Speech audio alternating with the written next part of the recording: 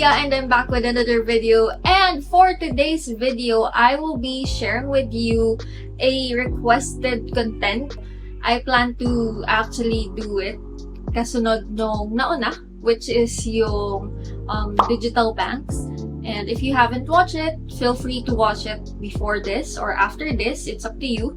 Kasi they are highly connected to each other. So, of course, I have my Codigo with me. And, yeah, this would just be few of the options that you can choose from. And aside from that, I will also be sharing with you kung ano ba yung requirements nila and what are my thoughts, as well as kung ano ba yung mga pros and cons of using digital loans. Pinakauna na dito sa list natin is SLoan or Shopee loan.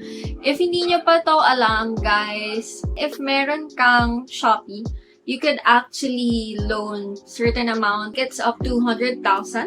It's very easy and payable siya in 12 months. Tapos 1% yung interest niya. And then the next one would be GLoan. Sa GLoan naman, depende siya sa account mo.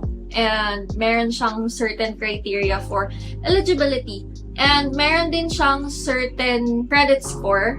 Doon nagbabase kung magkano yung pwede mong ma-loan. Sometimes it would just be less than 10,000. And then sometimes it would go up to 50,000. Depende kung gaano kadalas mo ginagamit si GCash and kung gaano nakataas yung G-score mo. Yung pagbabayad kay GCash, meron na siyang automatic doon na nakalagay.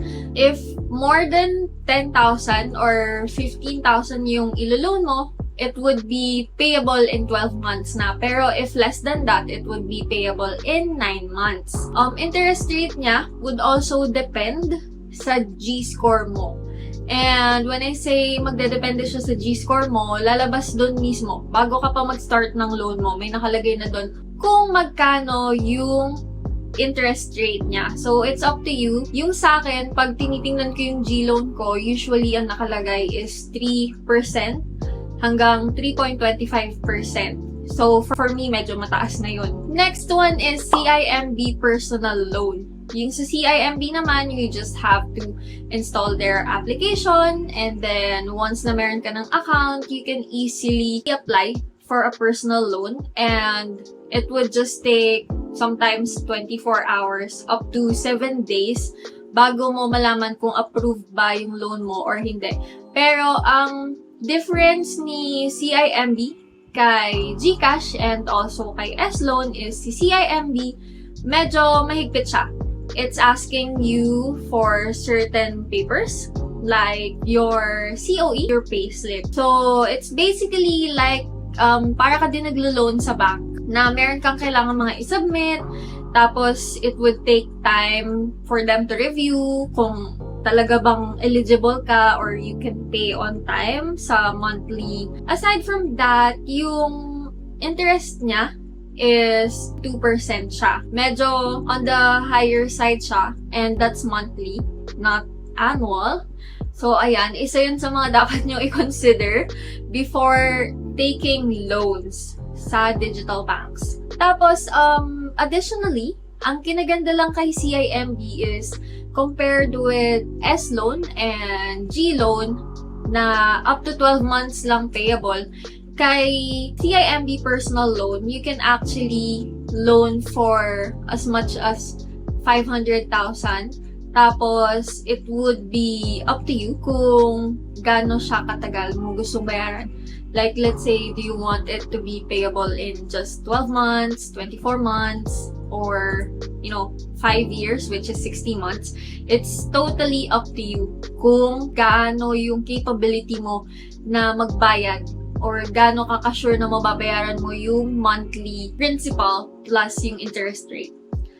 Eto, I think this one is very used right now, which is the application called Tala. I haven't heard anyone who's been using it na kakilala ko, pero I've been seeing it a lot.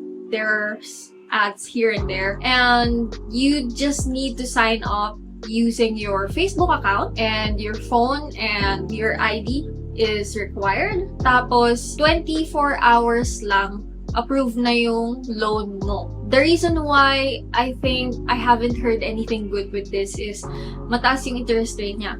Weekly, it can go up to 11%. That's weekly, okay?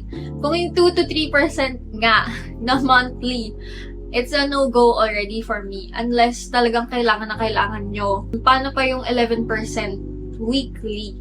So, imagine, humiram ka, tapos, yung nakuha mong interest rate is weekly, you get 5%. So, in a month, yung principal mo times 20%. Paano kung malaki yung principal mo monthly?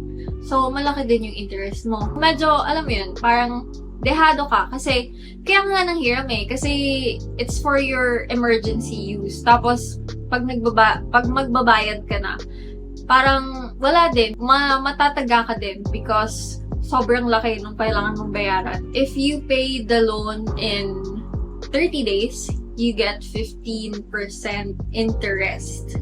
And you can only borrow from Tala up to 25,000. Ito, isa pang nakikita ko na madaming ads sa social media, especially sa YouTube and also on Facebook, is how do you pronounce this one? Cashalo. It's spelled as Cashalo. So, you figure it out, how do you pronounce it? It's either Casalo or Cashalo. You can borrow from them up to 10,000 and their approval time is up to 2 days. You need your company ID, your payslip, national ID. So, it can be your passport, your driver's license, your TIN, and any primary ID. Also, yung interest rate niya monthly is 4%. Medyo masakit sa bulsa, lalo na kung nasa 10,000 lang naman yung hihiramin mo. Sana nanghiram ka na lang sa friend mo or sa kakilala mo. Kasi kung 10,000 lang yung hihiramin mo, it's probably for you since it's emergency, malaking bagay na yun. Pero for other people na merong extra na alam mong kayang magpahiram, it's a small amount. So, I won't recommend, lalo na kung you would be paying 4%, tapos ganun lang yung makukuha mong principal amount.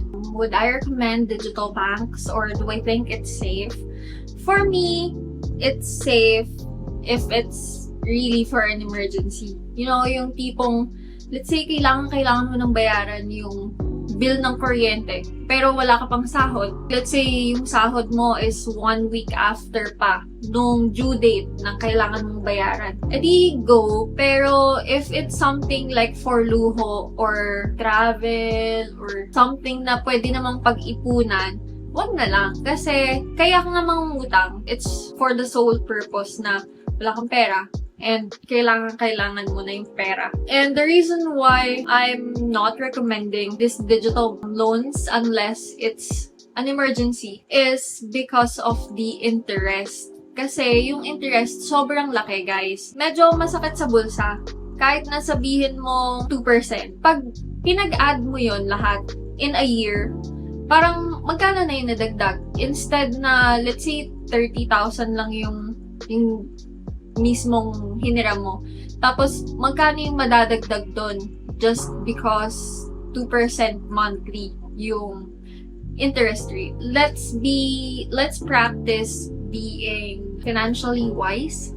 I know it's hard being financially wise, especially kapag ngayon na gusto mo, ma-enjoy mo yung pinagtrabahuhan mo. I feel the same, guys. Pero as much as possible kasi, if alam kong hindi naman kailangan, and hindi naman emergency, and alam kong pwede pang pag-ipunan, that's the time na I would give it few months, tapos mag-iipon ako, and then kung kaya na, edi go. Kung hindi pa, edi ipon pa ulit. Pero kung emergency talaga, like let's say meron, hopefully wala naman, na may na-hospital sa inyo, sa family nyo, tapos kailangan mabayaran na yung hospital bill. Kung ganun talaga, edi go.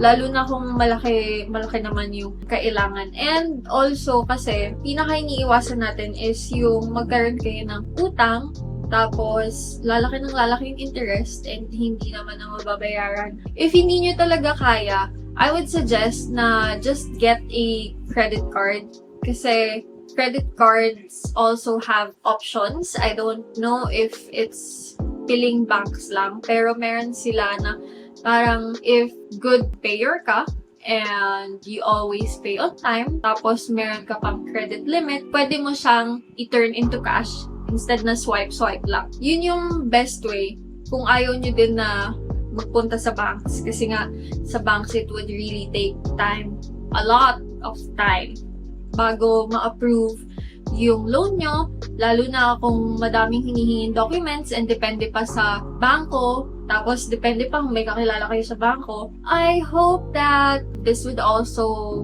be an eye-opener for you guys. Let's say may family ka, or kaya naman, let's say, yung sahod mo is hindi naman ganun kalaki, you should also think na kapag ba humiram ka ng pera, lalo na kung hindi naman for emergency purposes, pag ba tinuloy mo yung panghihiram mo, pagka dumating yung sahod mo, magkano na lang yung matitira sa'yo after mong bayaran lahat ng bills and after mong bayaran yung inutang mo. I'll see you on my next vlog. Bye!